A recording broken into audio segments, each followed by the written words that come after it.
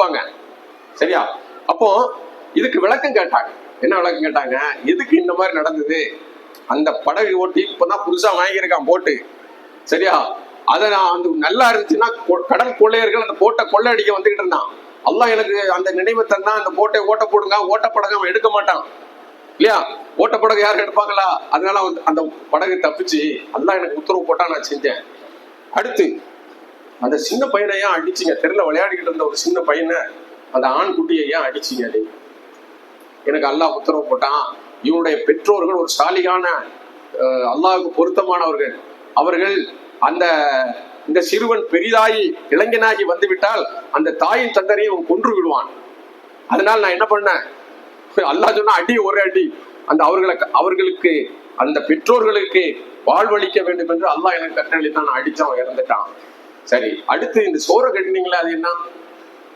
அதுல அந்த செவுத்துக்கு கீழே அவருடைய பெற்றோர்கள் தன்னுடைய சந்ததிக்காக வேண்டிய நல்ல சாலிகான ஒரு பெற்றோர்கள், தன்னுடைய பிள்ளைகள் சிறு சிறு குழந்தைகளாக இருக்கிறார்கள், அவர்கள் பயனடைய வேண்டும் என்று. அந்த காலத்துல என்ன பேங்கா இருந்தது? எது இருந்துச்சா? இந்த மாதிரி மண்ணுல தான் புதைச்சி வைப்பாங்க. அதுக்கு ஒரு அடையாளம் வச்சிருவாங்க.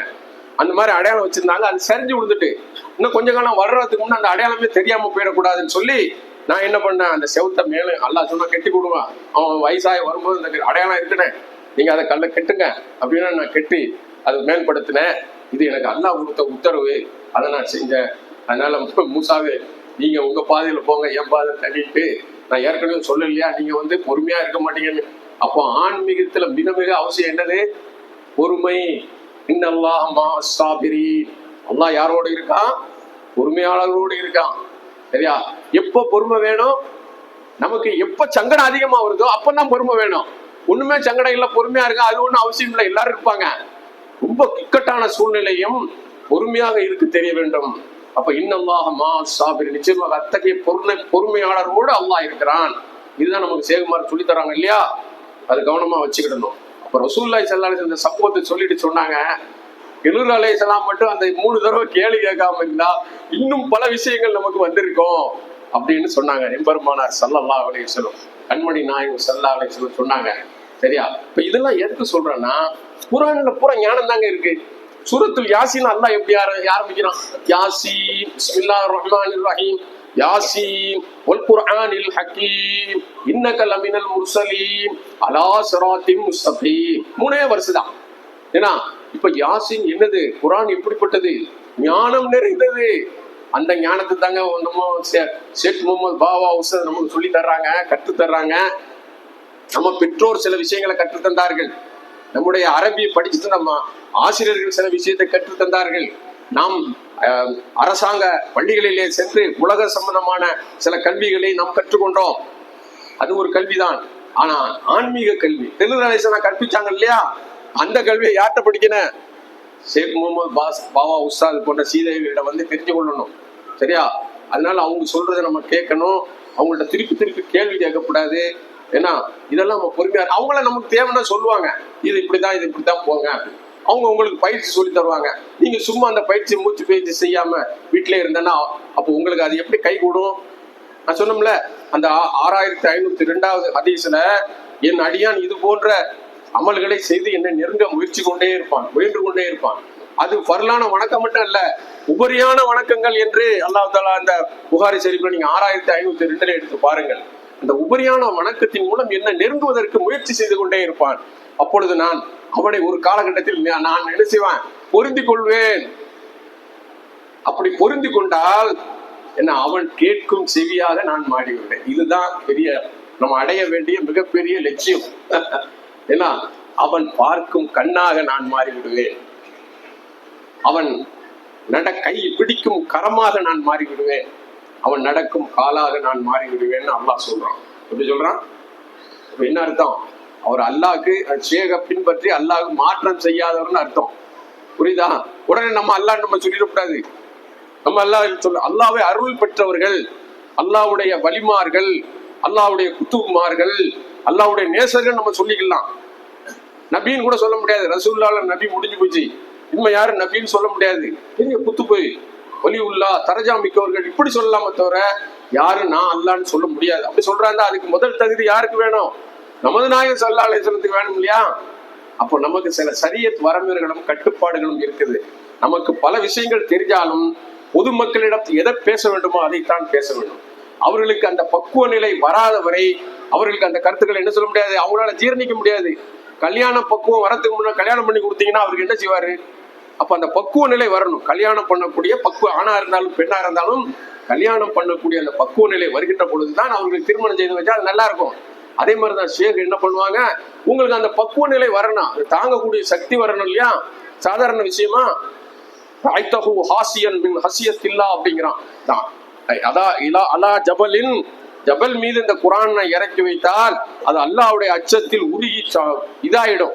என்னது எங்க மஹ்பூபி அந்த ஆயத்து, அந்த ஆயத்து ஹாதல் குர்ஆன அலா ஜபலின் ரஐதஹு ஹாசியன் மின் ஹஸியத்தில்லாஹ். எவ்வளவு அழகான வார்த்தை. அப்போ ஆன்மீக ஞானங்கிறது வீட்டானதுங்க. அதுக்கு அல்லாஹ்வுடைய வார்த்தையை வாங்குறது சாதாரண விஷயமா? அந்த வார்த்தையை நமக்கு சொல்லி தர்றாங்க, அதனுடைய விளக்கம் தர்றாங்கன்னா அது சாதாரணமா? இதெல்லாம் நினைச்சு பார்க்கணும். ஏன்னா அப்போ அந்த மாதிரி ஒரு உன்னத நிலையை நோக்கித்தான் சுல்தானியா சபை உங்களை என்ன செய்யுது, கொண்டுட்டு போகுது. உங்களுடைய பேச்சு சுத்தமா இருக்கணும், உங்களுடைய செவி கேள்வி தேவையில்லாத வார்த்தைகள் வருதா, நீங்க அந்த இடத்த விட்டு நவுன்றணும். ஒரு சுல்தான் அந்த இடத்துல இருக்கக்கூடாது. பசாது பேசுறாங்களா, காதை மூடிட்டு போயிடணும். நம்ம வீட்டுல இருக்கோம், வீட்டுல இருக்கும்போது திடீர்னு நாய் வந்தா நீங்க திறந்தா விடுவீங்க? மூடுவீங்களா? கதவை மூடுவீங்களா, திறந்து விடுவீங்களா? ஒரு கழுதை வருது அல்லது ஒரு பைத்தியம் பிடிச்ச நாய் வருது, என்ன செய்வீங்க? உடனே கதவை க்ளோஸ் பண்ணிடுங்க. ஒரு நல்ல சீதை வர்றாங்க, நம்ம உஸ்தாது வர்றாங்கன்னு தெரிஞ்சா 2 நாளைக்கு முன்னே கதவை திறந்து வச்சிருப்பீங்க இல்லையா? நல்ல ஆளுகளுக்காக திறந்து வைப்பதும் நமக்கு வேண்டாத விஷயங்களை கதவை மூடுவதையும் போட்டு என்ன செய்யணும்? உஸ்தாது சொல்லி தந்த மாதிரி நல்ல விஷயம் வரலன்னா காதை கொடுத்து அந்த இடத்துல நோண்டுரும். பசாது குழப்பம் இருக்க அது கொலையை விட மோசமானது இல்லையா? கொலையினால ஒருத்தன் தான் கொலை செய்வான், பசாதுனால பலர் செத்து போயிடுவாங்க இல்லையா? அதனாலதான் அல்லாஹ் சொல்றான், குழப்பமாவது கொலையை விட மோசமானதுன்னு அல்லாஹ் குர்ஆன்ல ஆயத்து இருக்கு இல்லையா? சொல்றாங்க. அப்ப என்னன்னா, அப்ப நம்ம குழப்பத்துக்குள்ள போக கூடாது, காதை அந்த பக்கம் கொடுக்க கூடாது. அது மாதிரி பேச்சு உஸ்தாது சொன்ன மாதிரி அளந்து பேசணும். எப்படி துட்டு செலவழிக்க நம்ம எவ்வளவு கஷ்டப்படுறோம், உடனே எடுத்து கொடுத்துருவோமா? எண்ணி கொடுப்போம், அது தகுதியா இருக்கான்னு பார்ப்போம். அதே மாதிரிதான் நம்ம பேசுறது தகுதியானதா சரியானதான்னு யோசிச்சுட்டு நம்ம உள்ள சரிதாப்பா இப்ப பேசுன்னு சொன்னாதான் நம்ம பேசணும். ஹவுதுராய் என்ன செய்வாங்கன்னா, தான் சாப்பிடுன்னு கல்பு சொன்னாதான் சாப்பிடுவாங்க, அது வரைக்கும் சாப்பிட மாட்டாங்க. சரியா? இப்படி நம்மளை பக்குவப்படுத்துவதற்காக ஏற்படுத்தப்பட்ட சபை இந்த சுல்தானிய சபை. அதை நீங்கள் பக்குவமாக பயன்படுத்திக் கொள்ள வேண்டும். சரியா? அதே மாதிரிதான் பாருங்க, குருவுக்கு இணக்கம் வேணும். இப்போ குருவுக்கு இணக்கம் இருக்கணும். அப்பதான் திருவுக்கு வணக்கம். திருவுனா கடவுள், இறைவன். தமிழ்ல திருன்னா கடவுள். திருவினும் திருவாய், பொருளினும் பொருளாய், பூதள துறைந்த பல்லுயிரின் மனத்தளவில் உறைந்து. இறைவன் எதோட இருக்கான்? உடம்போடு இல்ல, நம்ம மனசுல இருக்கான். மனசுக்கு ஏதாவது உருவம் இருக்கா? யாராவது சொல்லுங்க, உங்க மனசு எப்படி உருவம் இருக்கு? இருக்கா? இல்ல. அப்ப மனசுல எல்லா, அதாவது ஜீவராசிகள் அனைத்துடைய மனதில் அவனுடைய ஒரு தொடர்பு இருக்கு. மனத்தளவில் உறைந்து பிறப்பு இறப்பு என்று இல்லாதவனை. அவனுக்கு பிறப்பும் இல்லை இறப்பும் இல்லை. இந்த உடம்புக்கு தான் பிறப்பு, தோற்றம், மறைவு எல்லாம் இந்த உடம்புக்கு தான். ஆனா நமக்குள்ள இருக்கிற ரப்புக்கு எந்த இறப்பும் இல்லவே இல்லை. ஏன்னா பூதளத்துறை இந்த பள்ளியில் மனத்தலையில் உறைந்து பிறப்பு இறப்பு என்று இல்லாதவனை மறந்தவர் இந்த உலகில் சொர்க்க பதியை மறந்து மண்ணில் மதி மறந்தவரே என்று உமர புலவர் அவர்கள் பாடுகிறார்கள். இவ்வளவு அழகா இருக்கு பாருங்க.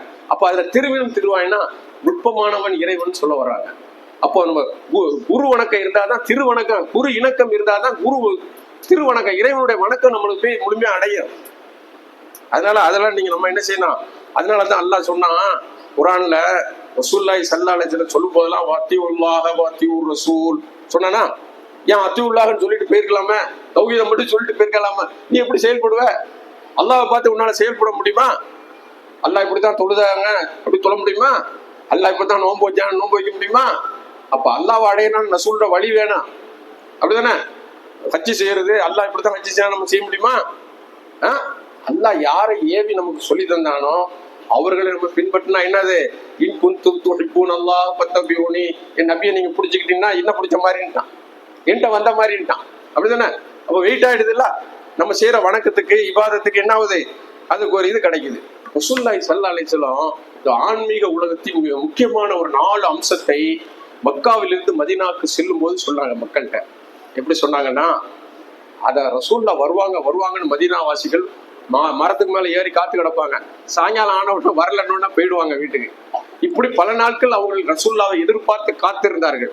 அப்போது ஒரு சந்தர்ப்பத்தில் ஒரு யூதன் மாடியிலே, அந்த யூதர்கள் மாடி கட்டி இருக்க முடியும் அந்த காலத்துல, அவர் பார்த்த உடனே 2 பேர் பேரொளி போட்டு மின்னுது அந்த வெளிச்சத்துல, பாலைவன மணலிலே அந்த 2 அபூபக்கர் சித்திக்கும் நமது நாயகம் ஸல்லல்லாஹு அலைஹி வஸல்லம் வர்றது அப்படி மிழுகுது.